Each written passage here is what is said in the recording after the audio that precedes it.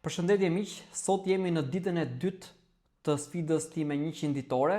Ndërkohë le të bëjmë pak një përmbledhje të ditës parë. Dita e parë ishte një ditë tërësisht e fokusuar në punë, pra para ditën xhiruam content për gjithë periudhën tjetër dhe ndërkohë ndoqëm të gjitha aktivitetet që duhej të ndiqnim që kemi vendosur për të ndjekur. Në ditët e para të një sfide që merr gjithmonë ke një motivim, pra ke zjarr.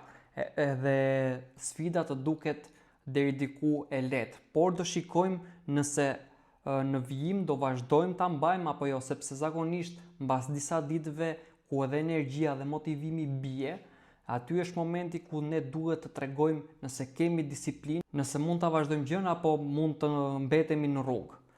Ndërkohë, si pjesë të kësaj sfide, ne do t'ju tregojmë gjithashtu dhe nga kalendari ditor, pra ky është që do nxjerrim këtu në ekran është dhe kalendari ditor ku tregon numri i kontakteve për çdo ditë, nëse janë bërë aktivitetet që duhet të bëjmë dhe çfarë rezultatesh po na japin këto aktivitete.